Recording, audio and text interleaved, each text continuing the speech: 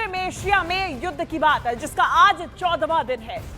ऐसा लग रहा है कि पश्चिम एशिया को ईरान ने बदलापुर में बदल दिया है और इसके लिए लगातार अमेरिका पर इसका जोर भी पड़ता जा रहा है और अमेरिका के लिए ये खर्च भी उतना ही ज्यादा बढ़ता जा रहा है। अगर युद्ध के लिहाज से बात की जाए तो अमेरिका और इजराइल के हमलों पर भी अभी ब्रेक नहीं लग रहा है इन सब के बावजूद, यानी कि दोनों ही एक दूसरे पर जमकर मिसाइलें और ड्रोन दाग रहे हैं। इजराइल ने लेबनान के दाहिए में कई इमारतों को तबाह कर दिया तो दूसरी तरफ अमेरिका मिडिल ईस्ट में अपना सबसे आधुनिक मिसाइल डिफेंस सिस्टम यानी कि हार्ड तैनात करेगा। तो इस बीच इजराइल पर ईरान ने ड्रोन और मिसाइल से हमला कर कई इमारतें नेस्तनाबूद कर दी। वहीं ईरान के आवाज में इजराइल के हमले में IRGC और बसीज के कई ठिकानों को तबाह कर दिया गया। अब इस बीच इराक में भी अमेरिकी ड्रोन लूकस ने ईरान समर्थित PMF के ठिकानों पर जमकर तबाही मचाई। उधर इजराइल ने तेहरान में 20 धमाके कर दहशत फैला दी। उधर IDF ने लेबनान में आधी रात को हिजबुल्लाह के कई ठिकाने तबाह करने का दावा किया। इजराइल ने भी ईरान में कई सैन्य ठिकानों को निशाना बनाकर उन्हें तबाह कर दिया। इजराइल लेबनान में भी इमारतों को मलबे में तब्दील कर रहा है और ऐसे में युद्ध के बीच ईरान ने भी अमेरिका पर नजर रखने के लिए अपने 8 जासूसी ड्रोन उतार दिए। बता दें कि हमले में ईरानी विमान के तबाह होने की भी खबर है। इजराइल पर मिसाइल अटैक भी किया गया तो वहीं पश्चिमी ईरान में तबाही की तस्वीरें भी आपको दिखा रहे हैं और ये जो सारी तस्वीरें आपके सामने हैं इन 12 तस्वीरों से आप समझिए बीते 14 दिन की कहानी। और इस बीच बड़ी जानकारी सामने आ रही है जहां तेहरान में प्रदर्शन के दौरान बड़ा धमाका हुआ। तेहरान में रैली के दौरान जोरदार धमाका देखा गया। धमाके में कई लोगों के मारे जाने की भी खबर सामने आई। यहाँ पे एक रैली निकाली जा रही थी, प्रदर्शन हो रहा था, इस दौरान एक बड़ा धमाका हुआ और ये तस्वीरें तेहरान की आप देख रहे हैं। इस रैली में कई लोग शामिल थे। इस धमाके में कई लोगों के मारे जाने की भी खबर सामने आई है और रैली में ही ये धमाका हुआ। तेहरान की ये तस्वीरें आपके सामने जहां पर धमाके के बाद भगदड़ मच गई। तेहरान में रैली के दौरान ये धमाका हुआ और धमाके के बाद की तस्वीरें बेहद भयावह। तो उधर ईरान हर हमले का बदला ले रहा है। देखिए इजराइल पर तो दिन रात मिसाइलें बरस रही हैं। हालत ये हो गई है कि तल अवीव के आसपास की इमारतें खंडर में तब्दील हो चुकी हैं।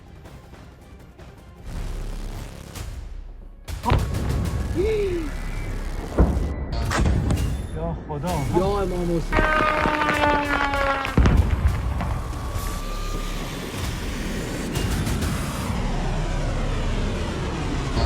भयंकर जंग में केवल इजराइल ही नहीं, ईरान भी इजराइल को दहला रहा है। ताबड़तोड़ मिसाइलें बरसा रहा है।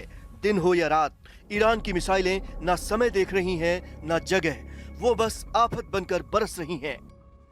इसका नतीजा ये हुआ कि इजराइल के उत्तरी हिस्से में ईरान की मिसाइलों ने हाहाकार मचा दिया। घर खंडहर में बदल गए। न्यूज 18 इंडिया के कैमरों में ईरान की मिसाइलों से हुई बर्बादी कैद हुई। ग्राउंड जीरो पर पहुंचे न्यूज 18 इंडिया के संवाददाता रिफत अब्दुल्लाह जान पर खेलकर उन जगहों पर पहुंचे और पल पल की खबर पहुंचाई। बताया कि इस जंग में ईरान ने इजराइल पर कब और कैसे अटैक किया। ये वो जगह है जहां पे ये मिसाइल अटैक हुआ है और न्यूज़ 18 इंडिया की टीम पहुंची है रियल ग्राउंड जीरो पर।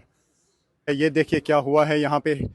ये हाल है मिसाइल अटैक की वजह से। यहाँ पे ये काफ़ी दूर है टेल अवीव से, ये एरिया एक गांव है यहाँ पे। और आप देख सकते हैं यहाँ पे अब ड्रोन के ज़रिए इस स्पॉट की पिक्चर्स ली जा रही हैं क्योंकि यहाँ पे ज़बरदस्त तबाही हुई। और आप देख सकते हैं इसराइल में उस जगह पर है न्यूज़ 18 इंडिया की टीम जहाँ थोड़ी देर पहले एक मिसाइल अटैक हुआ, ईरान की तरफ से मिसाइल दागा गया और अब ड्रोन के ज़रिए जो है IDF और पुलिस उस स्पॉट की पिक्चर्स ले रहे हैं। और हम आपको दिखाएंगे कि ये वो स्पॉट है जहाँ पे बहुत ज़्यादा तबाही हुई है और ड्रोन ऑपरेट करके भी अब यहाँ इस स्पॉट की पिक्चर्स ली जा रही हैं। तबाही बहुत ज़्यादा हुई है। इजराइल की ईरान से दूरी 2000 किलोमीटर से ज्यादा है। दोनों देश कोई भी सीमा साझा नहीं करते। उनके बीच इराक, सीरिया और जॉर्डन जैसे देश आते हैं जिन्हें पार करते हुए ईरान की मिसाइलें इजराइल पहुंची और कभी दिन में तो कभी रात में वहां हाहाकार मचाया। नतीजा इजराइल का तेल अवीव सायरन की आवाजों से गूंज उठा।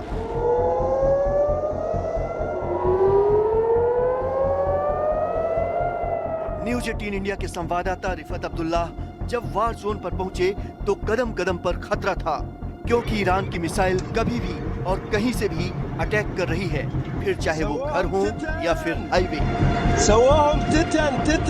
मैं इस वक्त साउथ इसराइल की तरफ जा रहा हूं और आप देख सकते हैं कि हाईवे पे गाड़ियां इस वक्त चल रही हैं, लेकिन अगर अभी सायरन बजेगी तो हर कोई गाड़ी सड़क पे ही पार्क करेगा और जो इर्द गिर्द शेल्टर्स हैं उसमें जाएगा। मैं दिखाने की आपको कोशिश करूंगा।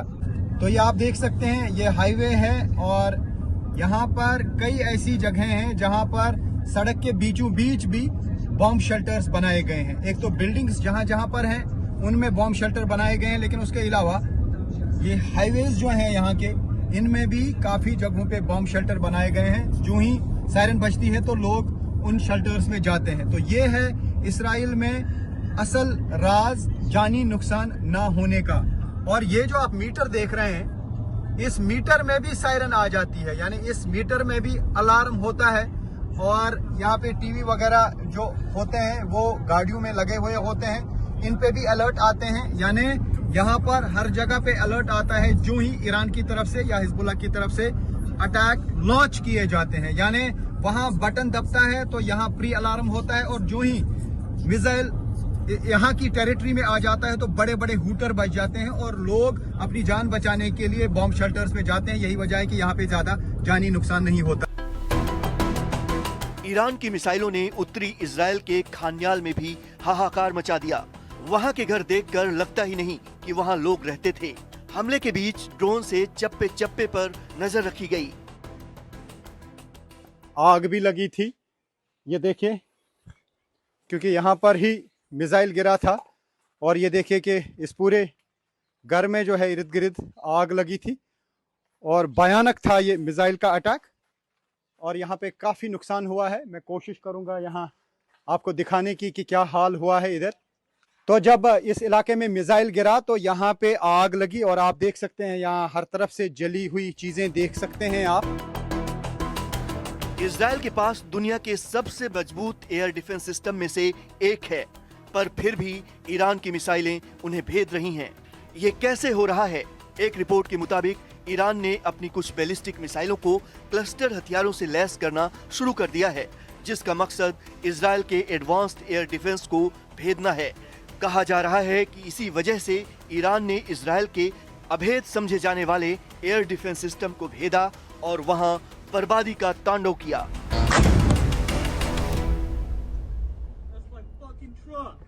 और ईरान की तरफ से लगातार हमले किए जा रहे थे। और इजराइल की अगर बात की जाए तो इजराइल के कई ऐसे एयर डिफेंस सिस्टम हैं जो कि ईरान की ड्रोन अटैक्स और मिसाइल्स के सामने नाकामयाब साबित हो रहे हैं। इसमें आयरन डोम, जो कि सबसे शक्तिशाली और अभेद्य माना जाता है, उसको भी ईरान ने चकमा दे दिया।